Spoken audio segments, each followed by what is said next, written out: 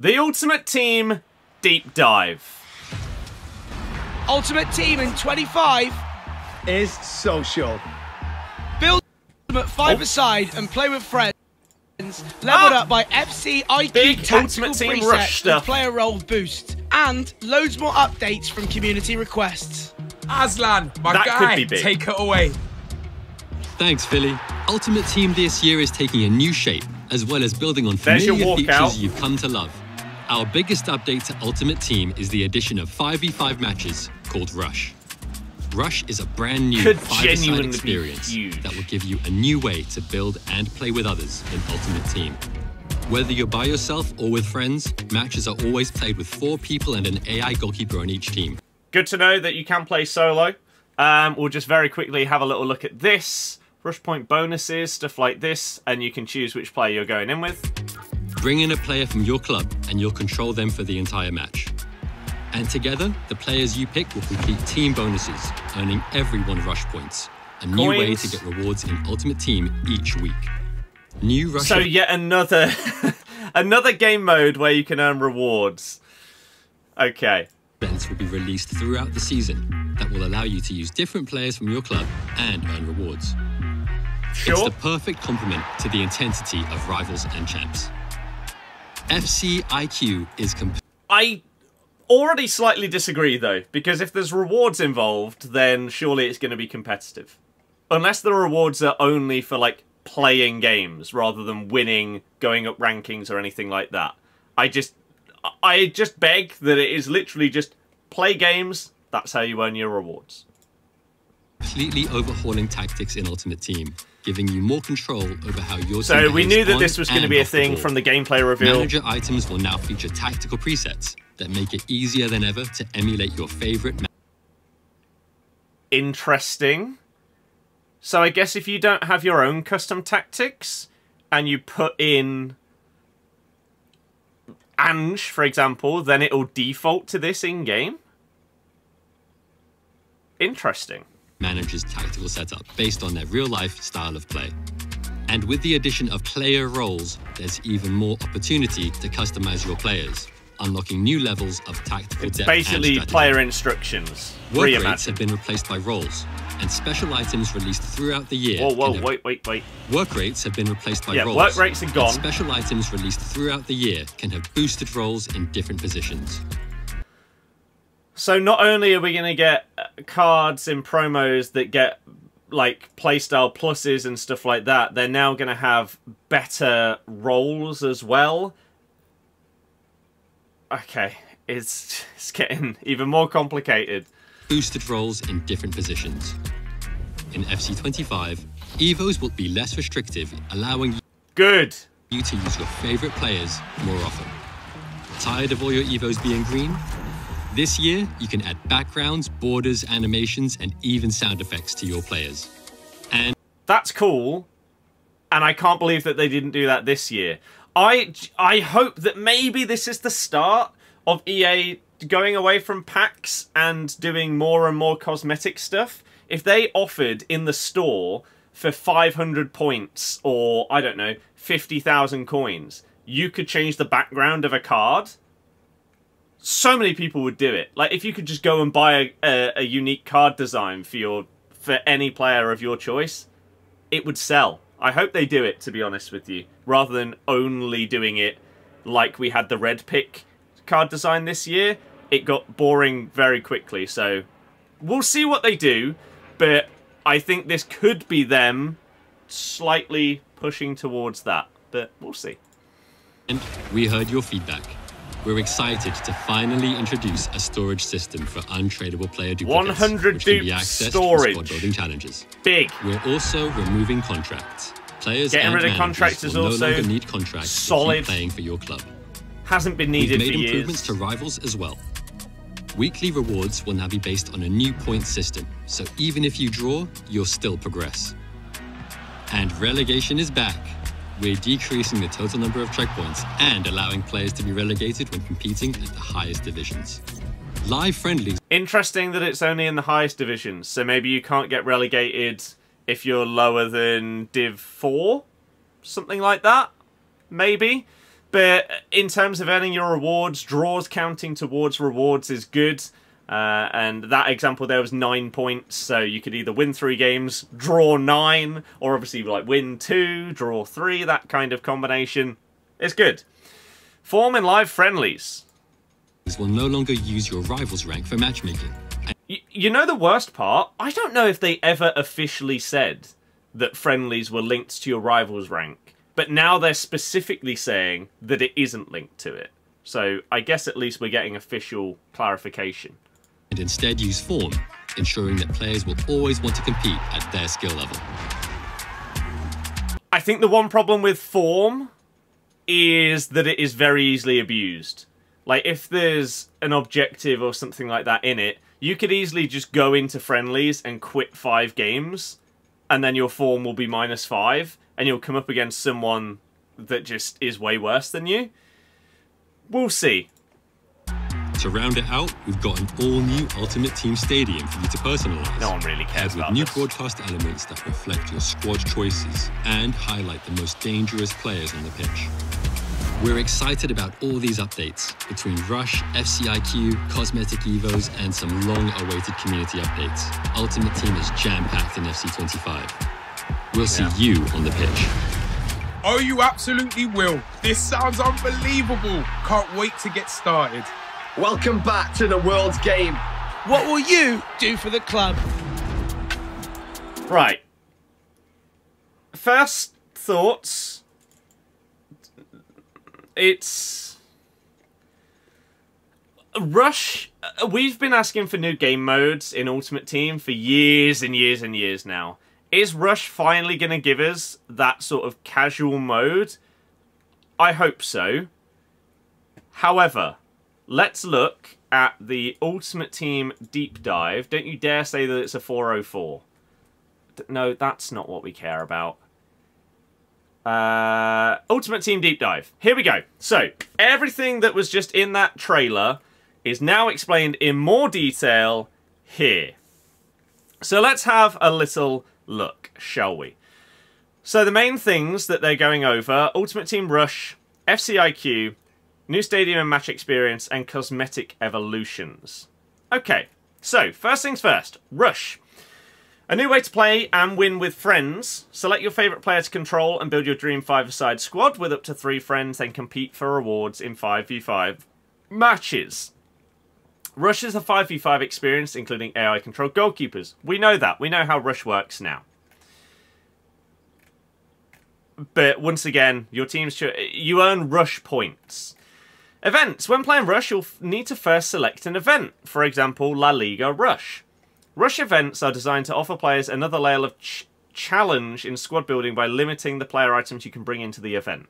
So just like any objective or moment or anything like that. Same with like live friendlies and cups and stuff. Similar thing. So each event can come with specific entry requirements. These may restrict the pool of players based on different factors. Of course. Different Rush events may provide faster progression towards completing your weekly Rush objectives. Okay, but all events will contribute to the same set of weekly Rush objectives. Okay. We'll see if they explain that a bit more. Rush introduces a collaborative squad building experience. After finding teammates, you will enter the squad building phase. So whether you're playing with friends or searching solo, players from your club will be pre-filtered based on the event entry requirements. I tell you what, this is a tiny sentence here out of this whole thing. That's actually fantastic. I like that, to be honest. If you're not satisfied with the recommendations, you can still search for specific players. You have 90 seconds to select the players. Each of you will only be able to control the player you select, and you can't have duplicate players. Sure. Now, this is the interesting part. So Rush points are the primary way you'll complete weekly objectives and earn rewards. They can be earned on the pitch and in squad building by completing block requirements with your team. So I guess if one person chooses a striker, one person chooses a centre mid, then you get bonus points per goal by satisfying these selections. Okay. The fastest way to earn Rush points is to win matches. Of course it is. Sadly, yet another game mode where winning is more important than just playing and having a good time. But okay. But there are many ways to earn rush points. Winning a match, playing with friends, completing blocks, winning multiple games in a row. Blocks are optional challenges that your team can solve collectively. Block requirements can target attributes, team competition, and more. Sure. So you complete these and you get bonus points. A bonus if you win. Okay. You're really taking away some of the interest I have in this mode here. By successfully completing these blocks, your entire team will be rewarded with bonus points. Our goal here is for players to collaborate closely with their teams, strategizing on team composition to meet these requirements.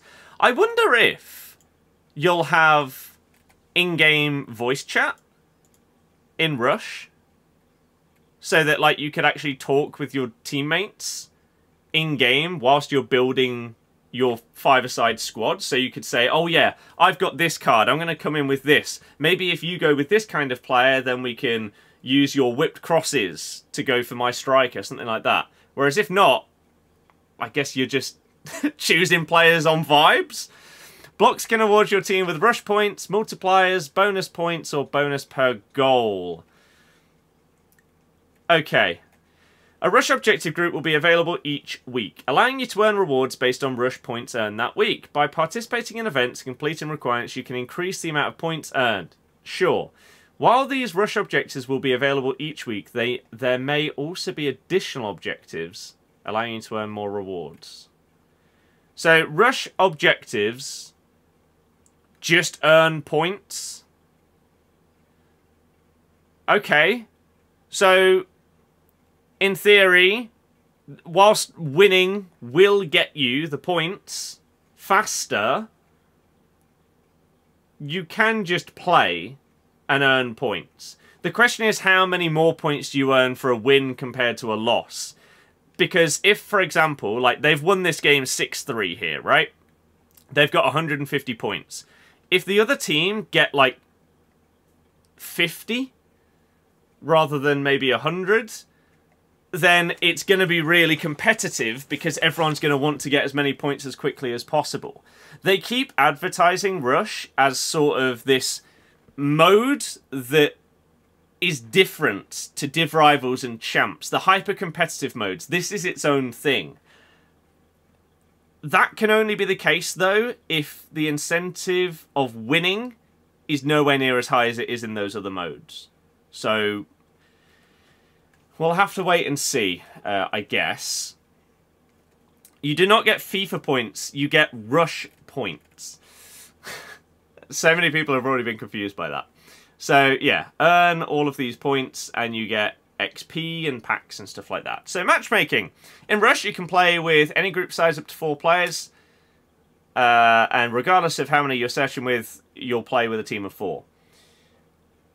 Matchmaking will take into account your skill level within Rush specifically. Okay, sure. In summary, build your dream 5v5 squad with up to 3 other friends while maximising your Rush points. Then, compete to win and complete objectives for exciting rewards. Okay. FCIQ. So this is basically replacing custom tactics, player roles, player instructions, all of that stuff is being massively overhauled, the whole tactics thing, into FCIQ, which we've seen in multiple of the deep dives so far. So manager items now have, I guess, a bit more use? I guess. Will feature their real-world tactical preferences, allow you to influence how your team plays. You will be able to use the tactical preset of your currently active manager and save it to a tactics slot, enabling you to assign it as your starting tactic. I feel like there isn't... I think this would be an okay idea if you got some kind of boost. There was a difference to having the manager in the team and using their tactics compared to, like, what if I just see, oh yeah, so these are Pep's tactics. Okay, I'm not going to use him. because I need chemistry by using a German. So I'll put a German manager in, but I'll just use Pep's tactics. So is there any point in this?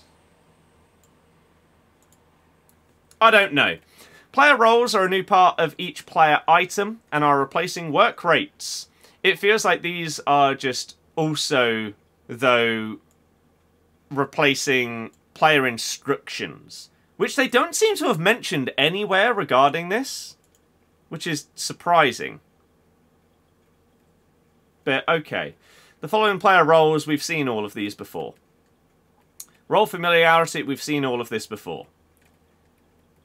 Personalize and share.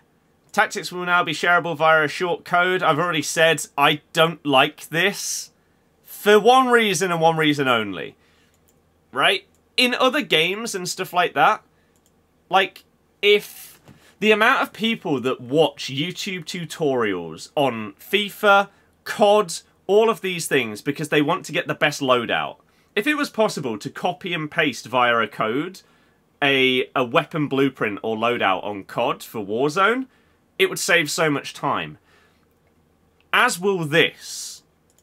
Right? Instead of having to watch through someone's YouTube video of these are the best tactics for 4-4-2, you can literally just put in their code and bosh, you've got the tactics.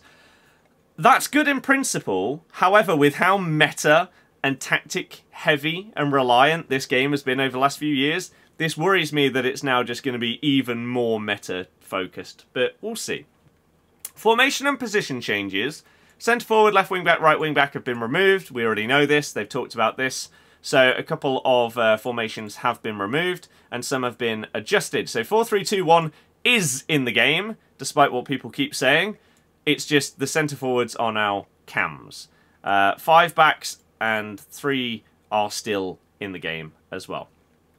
New stadium and match experience. Detailed match presentation, new broadcast sequences. I don't think most people really care about this. New elements have been added which reflect your team chemistry, squad building choices, player debuts, spotlight informed players on the pitch. Okay. Cosmetic evolutions. We want you to have more ways to personalise your items and flex your achievements. So in EA Sports FC 25, evolutions are being expanded to allow you to change the visuals of your players in all new ways with cosmetic evolutions. So what can I customise? You can add new visual elements, change the colour of the items, add animations or sound effects. We'll also have customisations that you can adorn your player items with to reflect your accomplishments in the game. I don't mind this. Like, if you could get a specific thing that you can put on your player item by going 20-0, let you get a special animation or sound effect or something like that because you went 20-0, that kind of thing is cool.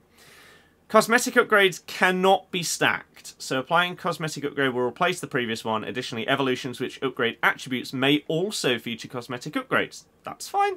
I think that makes sense.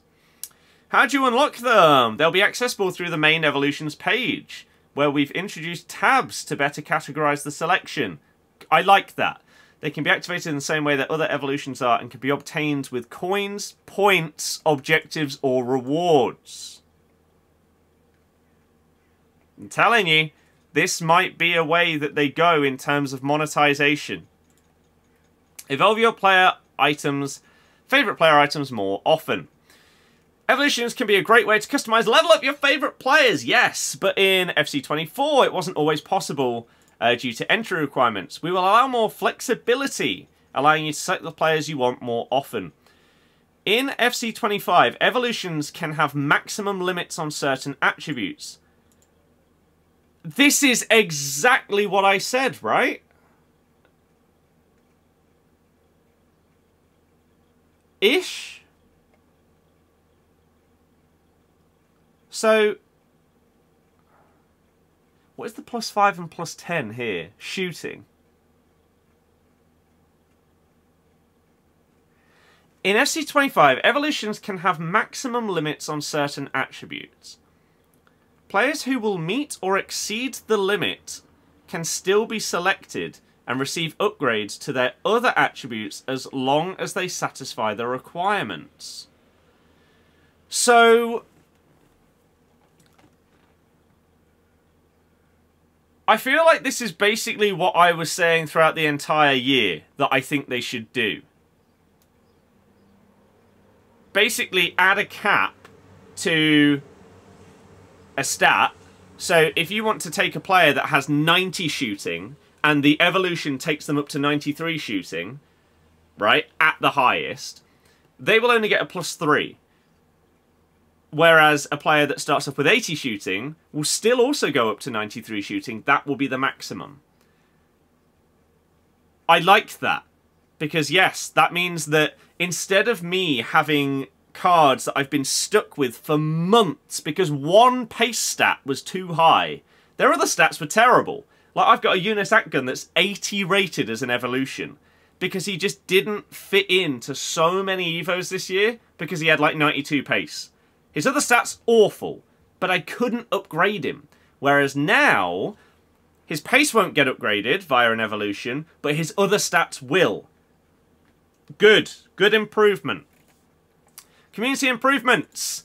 In FC25, we made a number of improvements to the FUT experience based on your feedback. So duplicate storage in SBCs. If you acquire an untradeable player that you already own, you can now store it directly in SBC storage. And you can hold up to 100 untradeable items. So, good. Div Rivals, weekly rewards and points. We want your hard-fought draws and 90th minute equalizers to be worth something. So the reward system is based on points instead of wins. 3 points for a win, 1 point for a draw. We've streamlined weekly rival rewards into a single selection, where we were previously seeing many players unsure about which choice to pick, even though many picked the same one. Ooh. I'm not sure about that. Like, I pick option 3 in Rivals right now. There is a huge chunk of people that would never choose option 3. Okay. In addition, we've removed seasonal milestone rewards from Rivals. You actually bothered to remove it this year instead of just giving us TIFOs. Good. By simplifying the design, our team can better focus on maintaining reward tuning that is more relevant to you throughout your FC25 Ultimate Team journey. Good. So hopefully rewards, yes, just keep on being more related to the current promo and stuff like that. We're reducing the number of checkpoints and introducing relegation. Div 1 and Div 2 will have no checkpoints. None. Wow. And losing a match at the beginning of a division will result in you being relegated to the end of the previous one. As before, once you reach Elite, you cannot be relegated till the end of the season. Okay. And they've just overall got rid of more checkpoints because people get stuck too high in like a division that they're not good enough to be in and stuff like that.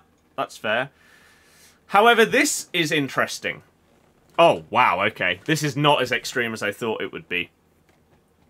In FC25, your starting division in Rivals will take into account your highest division achieved from FC24.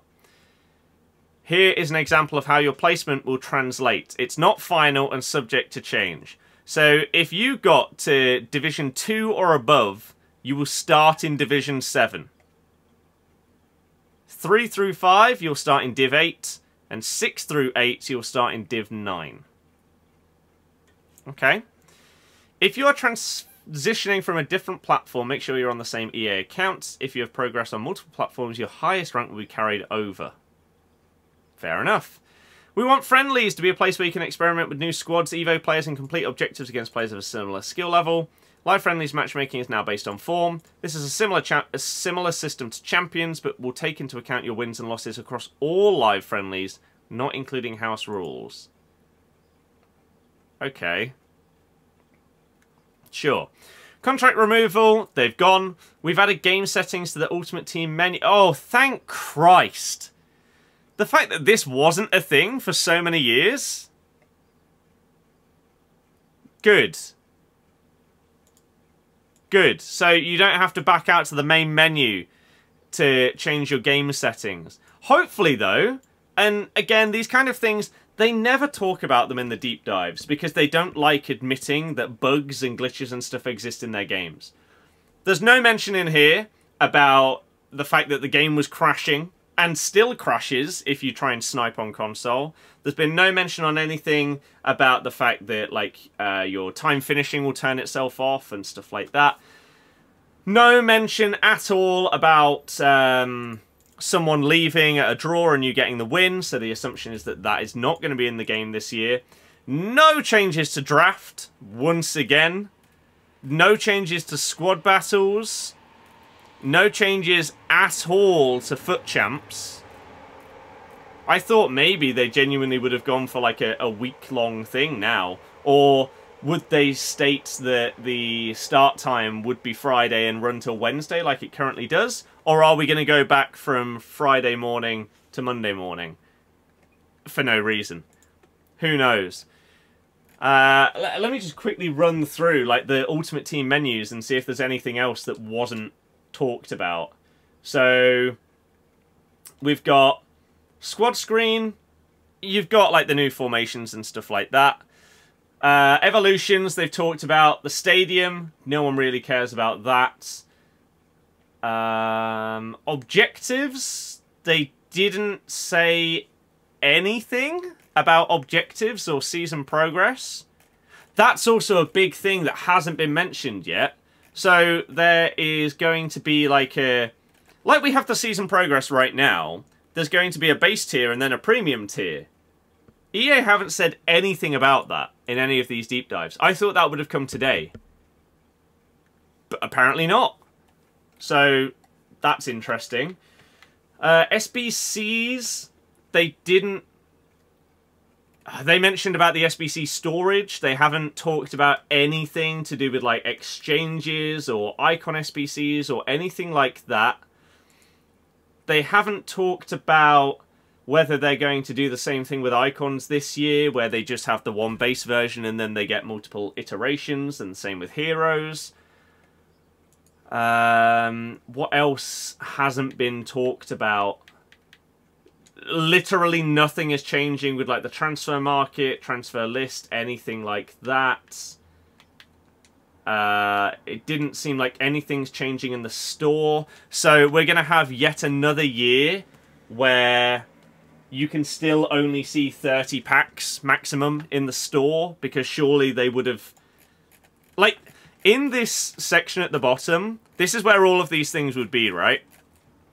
Wherever it was. The... Community improvements. That's not much for community improvements. Really. There's a lot more. So, again, are you going to do anything with Team of the Weeks this year to make them more relevant throughout the year? Are you going to have basically a Team of the Week where all of them are featured? Are they going to be boosted higher than they previously used to be? Or are they going to stay with the same system that they had this year, where basically every Team of the Week was irrelevant, other than for like Van Dijk, Mbappe, and that's about it?